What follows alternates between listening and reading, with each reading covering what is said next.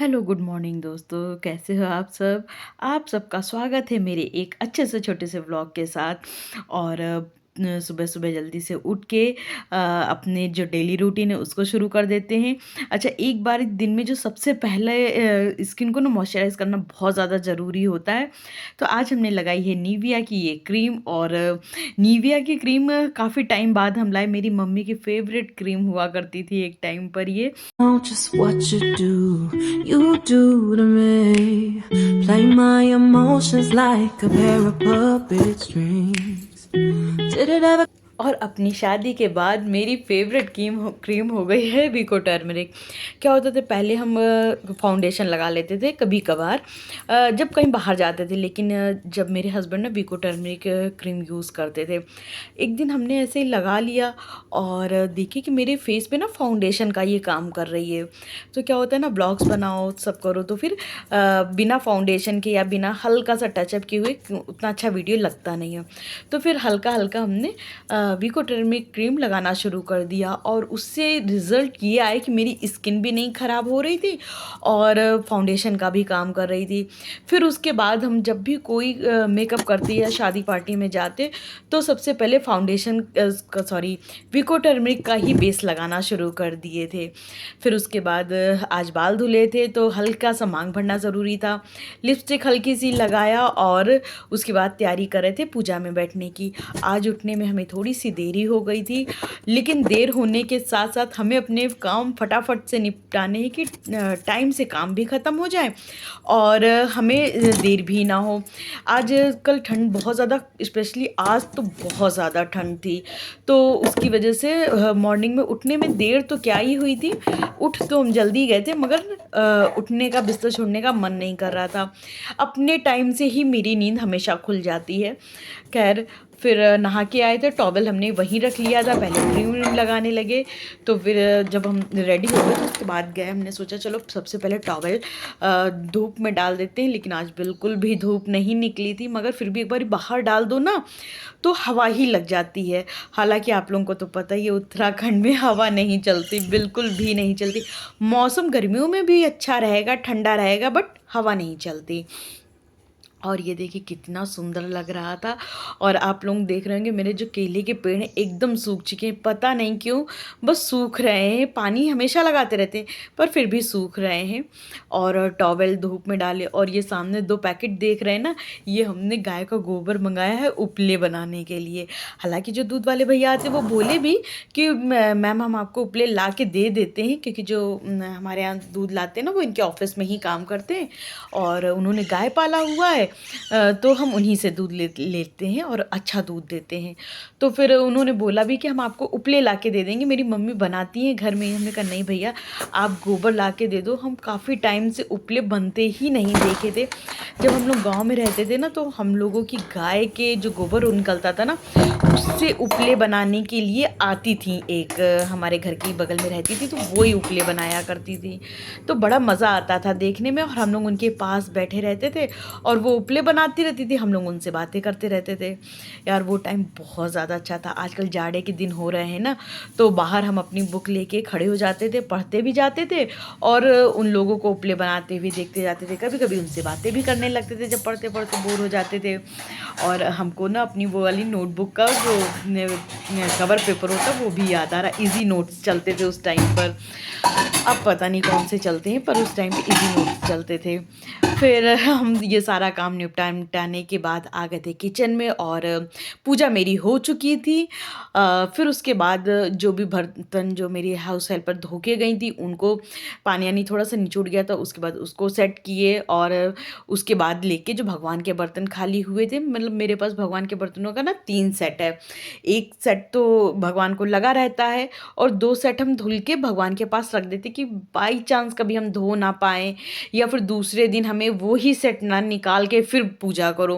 नहीं, जैसे अपने लोग होता है कि 2-4 थाली तो होनी ही चाहिए, ये नहीं कि जिस थाली में खाया उन्हीं को धो के फिर उसी थाली में खा लिया।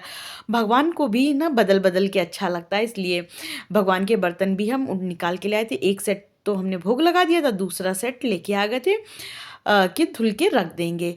और ये दूध का पतीला उठाया, पीछे देखे पीछे जगह नहीं मिली तो फिर उठा के उसको खिड़की पे रख दिया। अभी दूध गर्म है इसलिए फ्रिज में भी नहीं डाल सकते, अभी गर्म है ना, तो गर्म दूध कहते हैं फ्रिज में नहीं डालना चाहिए।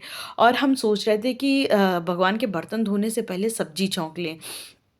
इस वजह से जब भी हम किचन में कुछ भी काम करने आते हैं, हालांकि किचन हम रात में भी धुल साफ़ करके डालते, सुबह सो के उठते हैं तब भी एक बार ही हम किचन साफ़ करते हैं। लेकिन जब ये सब करने के बाद हम एक बार फिर किचन में फाइनली खाना बनाने आते हैं तो फिर से किचन साफ़ करते हैं, क्योंकि सुबह सुबह हम अपने हस्बैंड के लिए जब ब्रेकफास्ट बनाते हैं तो कुछ ना कुछ परोसने में या कुछ करने में हल्का सा गंदा हो जाता है। और आज तो क्या हुआ था कि ओट्स बनाए थे, ओट्स गैस पे उबल रहे थे और हमें पता नहीं चला, क्योंकि हम आ गए थे गैलरी में थायराइड की दवाई खाने के साथ साथ हम क्या हुआ, बैठ गए। और बैठ के उठने का दिल ही नहीं कर रहा था, क्योंकि हीटर चला लिए थे और ठंड तो बहुत ज़्यादा हाई है। हमने सोचा चलो धीमी आंच पे है, ओट्स उबलेगा तो नहीं। लेकिन जब गए तो देखो ढक्कन हमने ढक दिया था, धीमी आंच पे भी उबलने लगा था। फिर हमने सोचा कि चलो कोई नहीं, हमें दिखा भी नहीं कि नीचे ओट्स उबल के आ गया है। जब बाद में अभी अभी किचन साफ़ कर रहे थे, गैस के नीचे जैसे कपड़ा लगाया तो वो गीला गीला निकलने लगा, तब हमें लगा रे ये तो ओट्स उबला होगा। फिर जब सब्जी छौंकने जा रहे थे तो देखा क्या, कुकर के ढक्कन पे जो रबड़ लगी होती है वो हाउस हेल्पर ने निकाली ही नहीं, ऐसे ही धो के रख दिया। अगर आपका ध्यान थोड़ा भी चूक जाए तो ये लोग ऐसे ही करती हैं। हम कोशिश करते हैं हमेशा रबड़ निकाल के ही ढक्कन रखें, लेकिन कई बारी नहीं हो पाता है तो वो लोग निकालती भी नहीं हैं, ऐसे ही धुल के रख देती हैं। अच्छा, आप लोग देख रहे होंगे ये जो चॉपर है जो हमको अलका ने दिया है, हमने कई बार इसकी तारीफ़ कर चुके हैं। आप लोगों को हम घी दिखा रहे थे कि गाय का घी एकदम घर का बना हुआ कितना सुंदर लगता है। तो ये जो चॉपर है, जब से चॉपर आया है हमने चाकू से कुछ भी कटिंग नहीं किया, हमें तो इतना मज़े का ये चॉपर लगा है। अच्छा, जब भी हम मसालदानी उठाते हैं ना तो उठाने के टाइम पे भी एक बारी पोंछ देते हैं और रखने के टाइम भी पोंछ देते हैं, क्योंकि कहते हैं ना जितना ज़्यादा अच्छे से बर्तन पोंछ दोगे उतनी अच्छी शाइनिंग आ जाएगी। ये सारी चीज़ें हमें अपनी मम्मी से ही सीखी है। मम्मी ऐसा नहीं कि हम लोगों से बड़ा काम कराती थी, लेकिन मम्मी को देख देख के हम लोगों ने सीख लिया था जो मम्मी करती थी। और कहते हैं ना बच्चों के सामने जो भी आप काम करते हो बच्चे वही सीखते हैं। बच्चों का मन, जो बच्चों का दिमाग होता है ना, वो बहुत ज़्यादा जल्दी हर चीज़ें कैच करता है, कैचिंग पावर बहुत अच्छी होती है बच्चों में। तो इसीलिए कहते हैं ना बच्चों के सामने हमेशा अच्छे काम करें, अच्छी चीज़ें करें। जैसे कहते हैं नहीं, नशे वाली चीज़ें अपने बच्चों से ना मंगाएं। वो इसीलिए बोलते हैं कि बच्चे जो देखेंगे जो करेंगे वही सीखेंगे।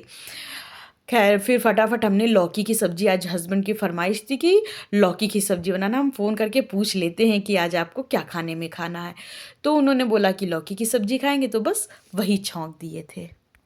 You know just what you do to me. Play my emotions like a pair of puppet strings. फिर किचन की थोड़ी बहुत साफ़ सफाई की और ये चॉपर हम फटाफट धुल के भी रख देते हैं। अच्छा, आप लोग सोच रहे होंगे जब जितनी देर में तो ये चॉपर धो रही हैं उतनी देर में तो हाथ से ही कट कर लें। बहन, ऐसा नहीं है। मॉर्निंग में अपने हस्बैंड के लिए ब्रेकफास्ट बनाते हैं तब भी हम इसी में चॉपिंग करते हैं और इसी तरह से उसको चॉपर को ढक के रख देते हैं। और उसके बाद जब खाना बनाते हैं फिर एक बार चॉपिंग करते हैं और उसके बाद धुल के रख देते हैं। और देखिए, 2 बारी अगर इसमें आपने चॉप कर लिया है तो काम बहुत ज़्यादा इजी हो जाता है और हमें तो ये बहुत ज़्यादा इजी पड़ रहा है। कई बारी लोग इसलिए इस तरह की चीज़ें यूज़ नहीं करते कि जितनी देर में तो हम धुलेंगे उतनी देर में तो काट लेंगे, पर ऐसा नहीं है, ये बहुत ज़्यादा इजी है। इसमें काम करना बहुत ज़्यादा आसान है और इसको हम एक बारी दोपहर में धो देते हैं। जैसे खाना भी मेरा चढ़ चुका है तो धो दिए, अब इसको शाम को नाश्ते के टाइम पे उठाएंगे। नाश्ते में भी कुछ भी कर लो, टमाटर प्याज तो हमें काटना ही पड़ता है, तो कुछ कटिंग चॉपिंग की, उसके बाद शाम के खाने की कटिंग चॉपिंग की, फिर उसको धुल के रख देते हैं। फिर किचन के काम निपटाने के बाद जा रहे थे डिस्पेंसरी, एक इंजेक्शन लगवाना था, तो बस इंजेक्शन लगवाने जा रहे थे। तो हमने कहा चलो आप लोगों को बाहर का व्यू दिखा देते। ये अमरूद का पेड़ है, मेरे कैंपस के आगे पीछे दोनों तरफ अमरूद के पेड़ लगे हैं, लेकिन बंदरों ने ना खाने नहीं देना है।